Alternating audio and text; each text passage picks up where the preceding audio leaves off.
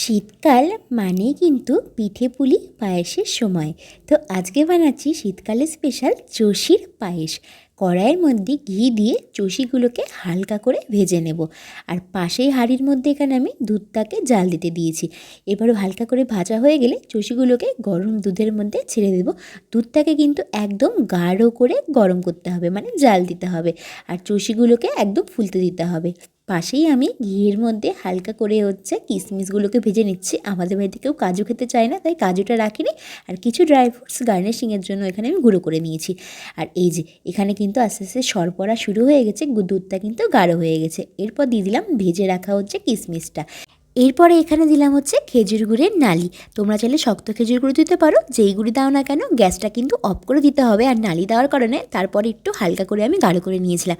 আর হ্যাঁ, আরেকটা কথা, চষিগুলোকে কিন্তু প্রথমে বেশি ভাজবে না, তাহলে কিন্তু পরে একদম সিদ্ধ হতে যাবে না। এখানে তৈরি আমাদের চষির পায়েস। তোমরা যারা খেয়েছো তারা জানো কতটা টেস্টি হয়, আর যারা খাওনি একবার কিন্তু বানিয়ে খেতে পারো।